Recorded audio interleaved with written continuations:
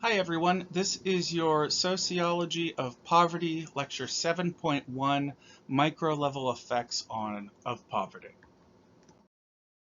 In this lecture, we're going to talk about how poverty affects individuals. We're also going to address how poverty impacts families.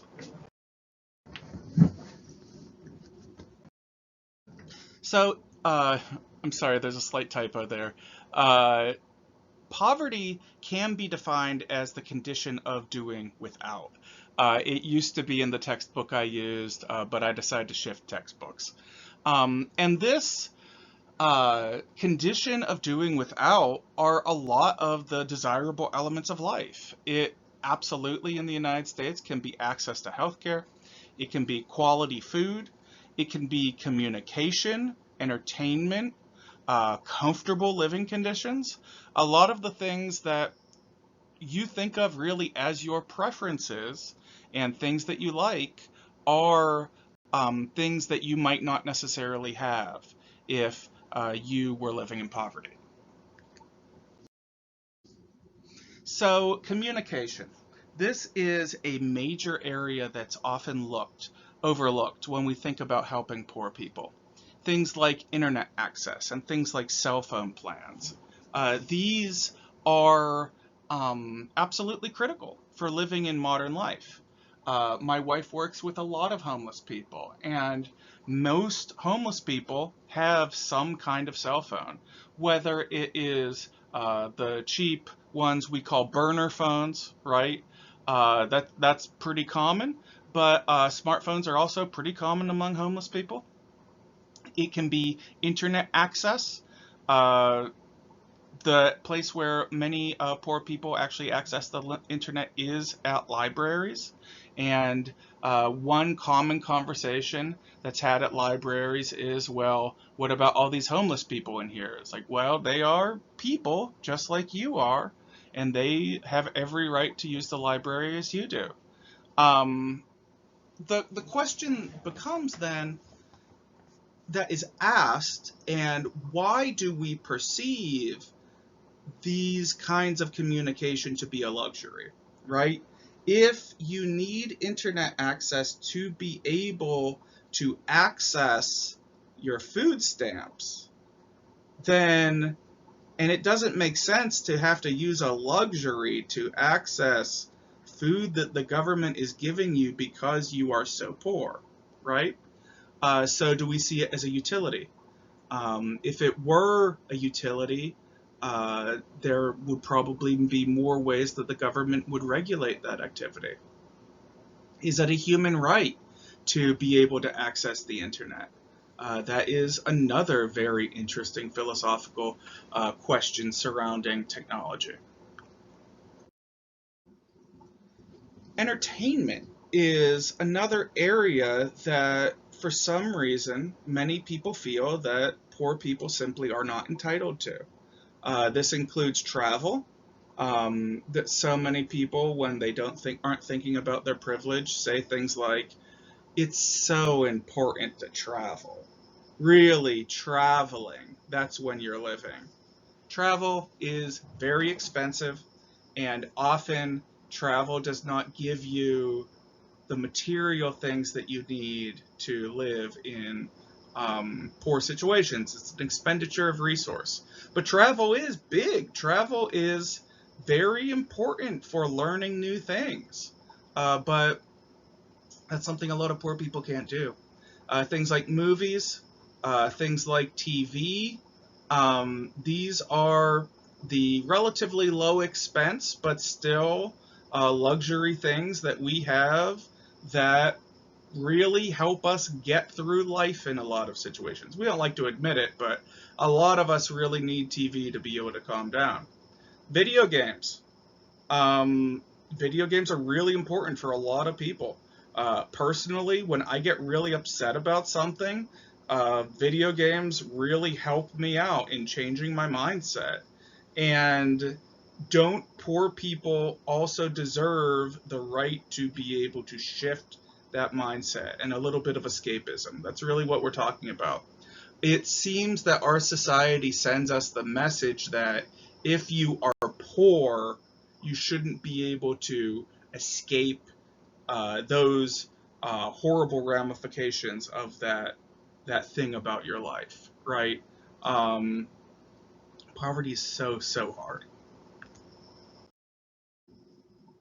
Holidays are a major emotional area in which can be very heavily impacted by your poverty. There are so many, and it applies to all holidays, but Christmas, regardless of religion, is actually a really big holiday in the United States.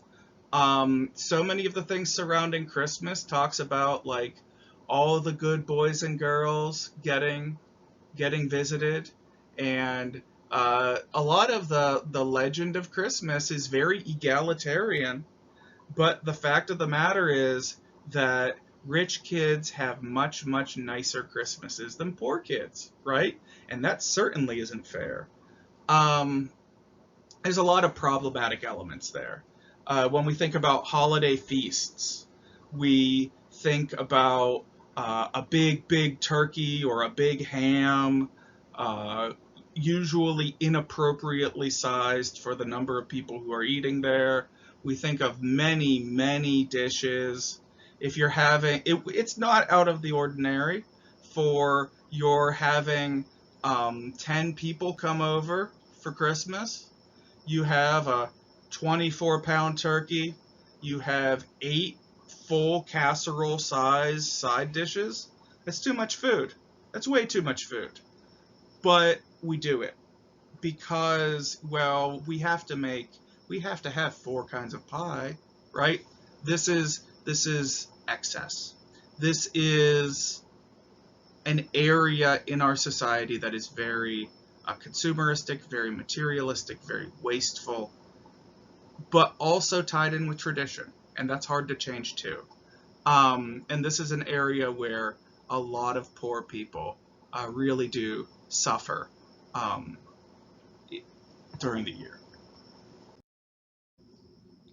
And while we don't consider it, overproduction of junk food actually very significantly contributes to malnutrition in the United States.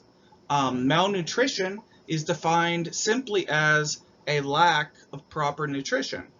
Now, we often traditionally think of malnutrition as being not having enough to eat. So, people being hungry, people getting very skinny because of that hunger, those sorts of things. And for most of human history, that has been what malnutrition looks like. But because our foodways have changed so much over the last 100 years, malnutrition as it exists in many parts of the world, and especially the United States, looks different now. The second type of malnutrition, which is, as I said, most common in the United States, is it occurs, people are getting enough calories, but they are not getting the vitamins, the nutrients, sometimes even the protein they need for their bodies to operate properly, right? So this is definitely a more subtle thing. People are eating, but they're not getting what they need, right? This often results in people actually being overweight. Uh, a disproportionate number of poor people in the United States are overweight.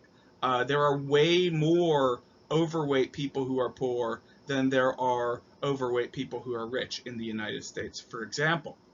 Um, that's not people's fault. The food that are available to them, the cheapest food in our country, are highly sugary, highly fatty.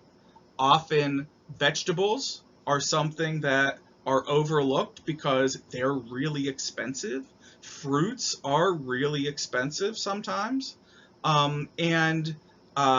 So when things are getting cut, you get the things that are less expensive, and quite frankly, chips taste better than lettuce does, right? And chips cost less. This is what hunger looks like. Not hunger, actually. Malnutrition looks like in the United States. So when I think about this phenomena, I think about these type of gummy peach rings shown on the slide. When I was growing up, the kids from the poorest part of town, on their walk to school, they would walk by the grocery store and they would also walk by a convenience store. And both of these places sold these peach gummy rings. And a lot of my friends, they would buy these, and namely because they were cheap, they tasted good, and they would actually fill you up a little bit. But that filling up was an illusion because they weren't getting any actual nutrition from it. They weren't actually getting energy in their bodies from it like you would maybe from protein or something a little bit more fibrous.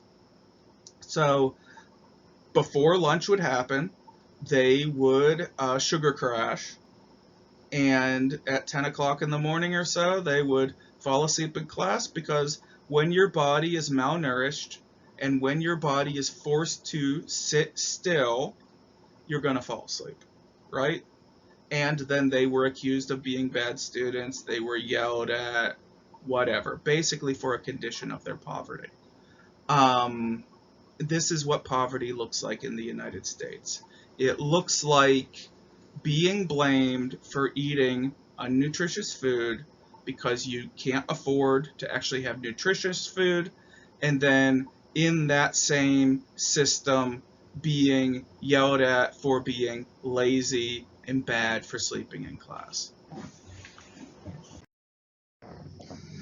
So these conditions are more likely to occur to you if to occur you're more likely to be in these conditions if you live in a food desert. A food desert is defined as a residential area in which it is difficult to obtain affordable, nutritious food. In urban areas, food deserts are more likely to be convenience stores, corner stores, gas stations, those sorts of things. So you go in, you buy the pre-made food, you buy your chips, your pop, your beer, whatever, and you can live on that, but it isn't healthy for you. And ironically, it is more expensive, right? Because you're trapped and they know it and they know they can charge it, right? And of course, it's not usually the people working in the store, it's the people who are at the tops of the corporations making those decisions. In rural areas, it tends to be more dollar stores, your Dollar Tree, your Dollar General, those sorts of places. Again, you can get food there that will fill you up, that will make you not hungry. In a lot of dollar stores, there are massive freezer sections. Well, you probably know.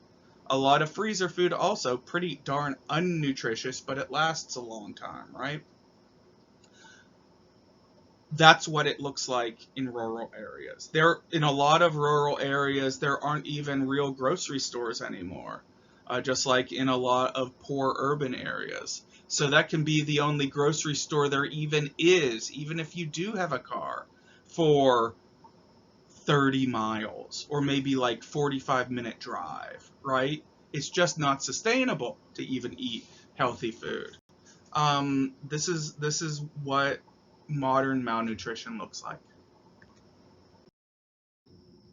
It's a really great documentary if this is something you care about, called King Corn.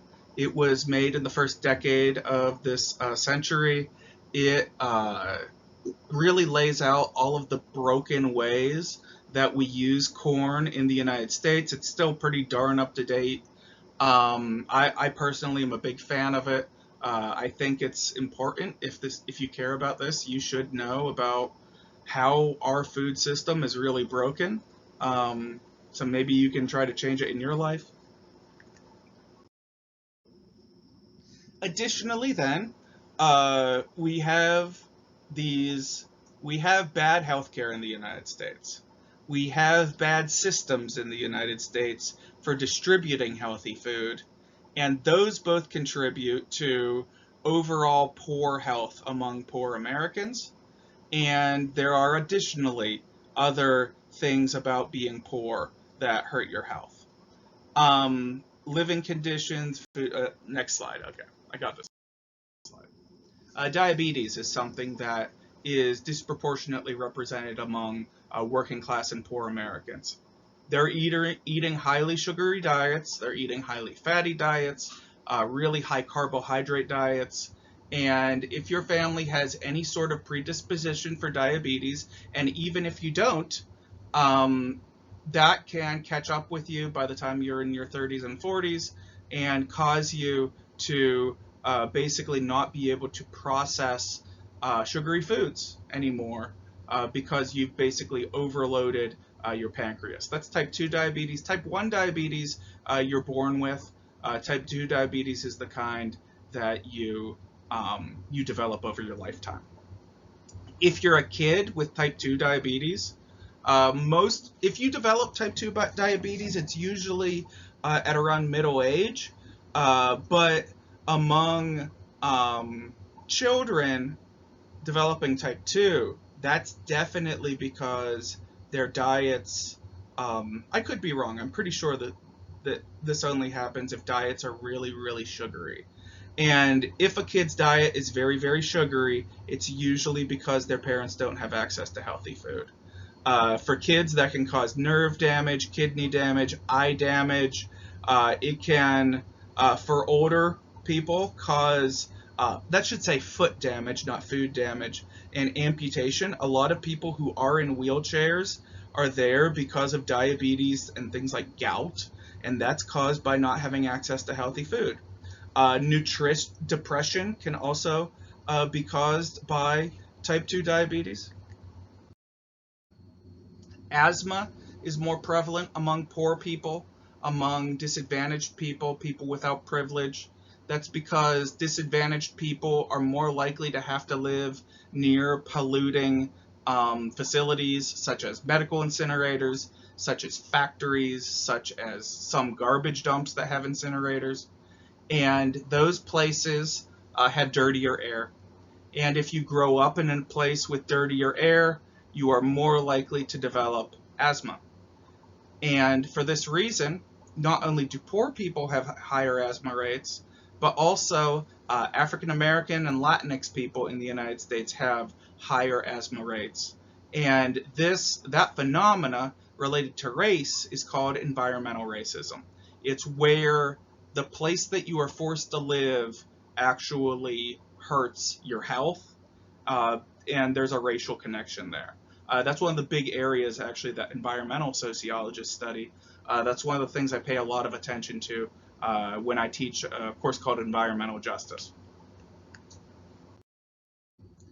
Mental health also is disproportionately affected by being poor, and people who are poor are less likely to get mental health treated. We have a very broken mental health system in the United States, unfortunately. Um, Additionally, then, the condition of being poor causes us to have higher stress. Higher stress impacts all body systems. It impacts your heart. It can impact your cholesterol. It can impact your literal nerves. It also can cause other mental health issues as well. This heat or eat dilemma. This is another issue, another phrase that is sometimes used to describe the behavior of poor people who are living through extreme living conditions, whether those extreme living conditions are very, very cold winters. The phenomena can also be applied to understand very hot summers. So, in a lot of food pantries, they observe that people rely on food pantries more during very cold winters because they have to pay more in their heating bill. And we see similar phenomena with air conditioning in warmer areas in summer times. So if you are then able to set up systems that help people pay their heating bills, not only will they stay warmer and they'll be less likely to get sick, they also will probably have a healthier or at least more calorie-rich diet, so they're not actually physically hungry. It's when helping poor people, it is very important to consider the entire individual because things really feed into each other.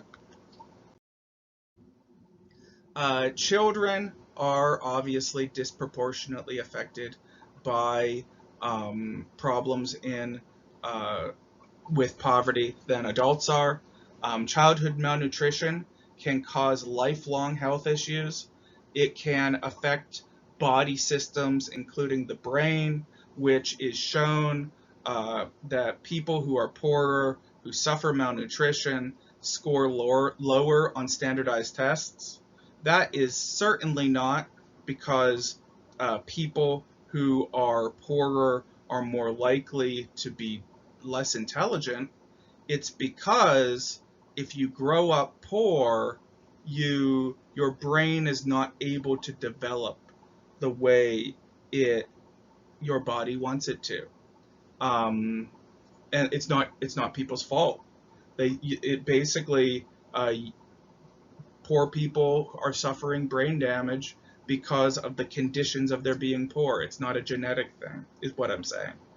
Additionally, then, there's that lack of mental health, there's that lack of physical health. It really can have lifelong ramifications for individuals. Now let's look a little bit more into how poverty can impact families and uh, how we have attempted to help families who are in poverty. So we're in this section, we're looking a little bit more at social law and social policy. So while the stereotype of the poor is that they're lazy, and that being poor is the reality is that being poor is incredibly stressful, and it is especially stressful to deal with negative financial situations for anyone. Ironically, the laws that were passed in the mid 1990s that were geared toward taking things away from poor people, those same pieces of legislation were talking about how important it is for families to stay together. It was a very, very shrewd political move on behalf of Speaker of the House Newt Gingrich, who really was driving through all of these pieces of legislation. In terms of financial stress, uh, it should be noted that food stamps, SNAP, whatever it's called, in the given state, um, those amounts of money have not changed in a lot of places since 1963, especially on the federal level. And at that time, they have been adjusted for inflation, and that's good. But the way they are calculated have not changed. In 1963, the primary cost of a family or of anyone was usually food. That was usually the thing that people spent the most money on. Today, it is shelter. So it is where you live. That is the most expensive thing today.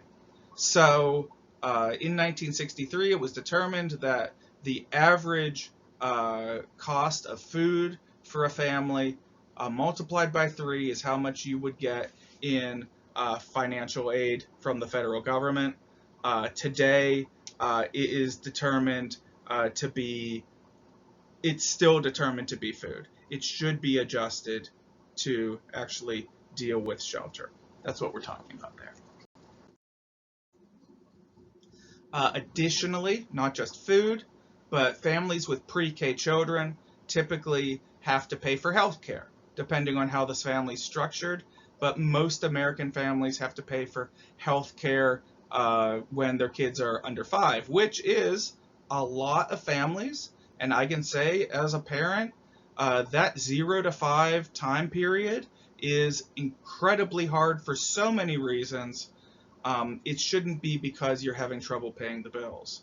Um, Additionally, being in a quality health childcare is a major advantage and really should not be a matter of privilege. I'm just going to say that that's kind of a line I'm drawing in the sand, right?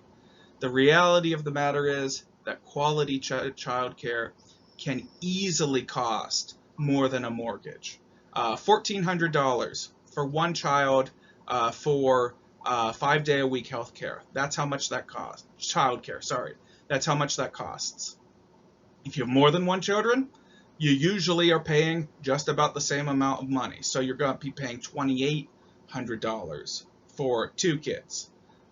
Sometimes there's a discount for the second kid, but it's usually not that much. And this is dramatically more than most poorer working class families can afford. So therefore, those families aren't able to get their kids that. It's very easy to understand how a working class family would make the decision, okay, one of these parents is going to be staying home with the kids because it doesn't make financial sense for 2 people to be working. And then that can also create other problems. Family dynamics are really important to understand when you're understanding working class small business owners. I think that the depiction of family, as silly as Bob's Burgers is, the depiction of family just in the sheer dynamics between individuals is and the way the kids work in the restaurant is a really good example of how that kind of economic unit can work. And running a family business can be really helpful for that small business. It allows basically you to put people to work that for free effectively. And most family businesses they pay people in the family, but some don't. And that ability to have free labor is a little bit of a flex that can be done when things get hard. Um, that's a coping mechanism for a lot of people. Additionally, then, even when your family is not a small business, the things that families do are of economic value. So when a kid's sick, when a kid is learning to drive, and other child care jobs, families do that. Families prepare food for themselves. And when there is someone in a family who's able to put a significant amount of work into preparing food, then that is a major cost saver. And if you're unable to prepare food, then that usually costs a lot. Families wash dishes, families wash clothes, families make home repairs.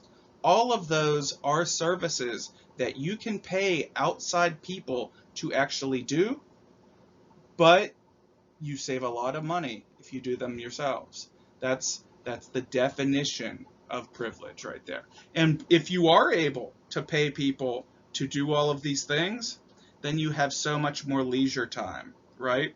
And if you have leisure time, you're more likely to be more mentally and physically rested. It should be noted that the traditional American family, as we think of it, is often thought of as the nuclear family. So mom, dad, kids, right? 2 or 3 kids.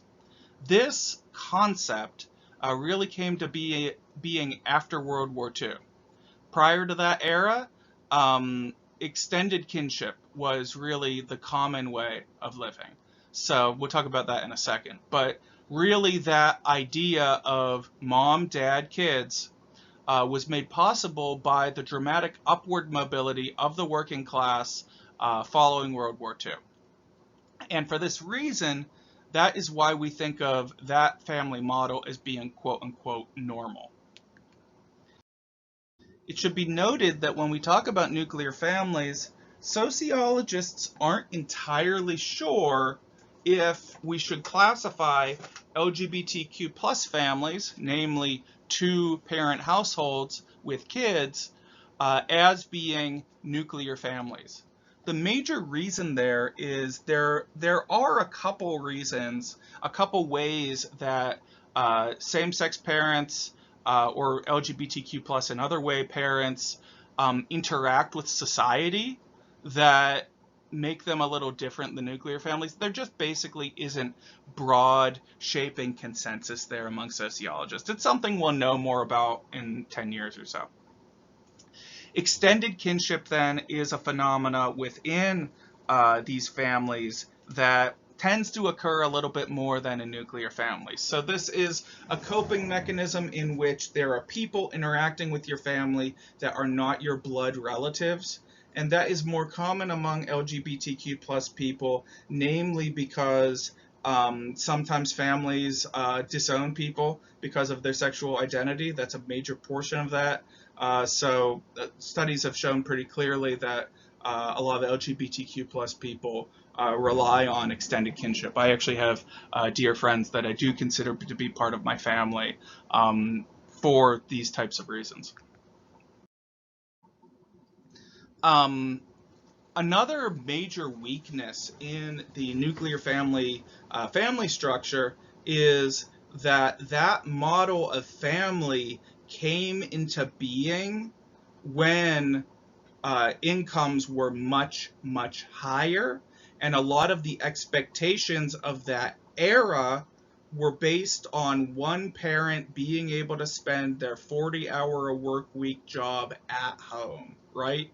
Yes, of course, this was a time of great sexism as well. So women were usually the stay-at-homes, but that was a major advantage in those families. The ideas, our modern standards of cleanliness, of luxuries that we're able to afford, of having a two-car garage and two cars and a yard that's a certain degree of cleanliness and certain kinds of meals every day. Those are made possible by a 40-hour work week stay-at-home parent, and then also a 40-hour work week money-making parent that is paid enough to be able to pay for the stay-at-home parent and the kids as well. It simply is not built for our society as it exists today, and that it creates a lot of problems. Extended families, as I alluded to, were much more common in the United States prior to this era, and actually as a living situation where you're living maybe with your parents and or maybe siblings and their spouse and their kids, those types of living situations where you are acting in one family unit with other members of your extended family, that is becoming more common. And it's an amazing way to cut cost of living costs. It cuts down on food costs because you can make more food in bulk. It cuts down on heating costs. It cuts down on mortgage costs, on childcare costs. It's a really good coping mechanism. And if you can do it, if I could do it, I probably would, but that's not my lived circumstance. Additionally, then, when we look at marriage, you're less likely to get married if you're living in poverty. People often get married when their financial situations are good, right? Or when they're hopeful. And men specifically are less likely to get married when they don't have jobs. Hardship can delay marriage. Additionally, once you're in marriage, hardship can cause conflict, and then that conflict can lead to violence. It is not the case that not having money will make you abusive, but the stress of not making money can absolutely trigger what is already an abusive situation, so it can make things harder. More kids, A lack of birth control, a lack of daycare, a lack of education, all of these can contribute to domestic violence. And we'll talk a little bit more about that when we talk about safety nets and the impacts of safety nets on marriage. Okay, that is the end of this lecture. If you have any questions, please let me know.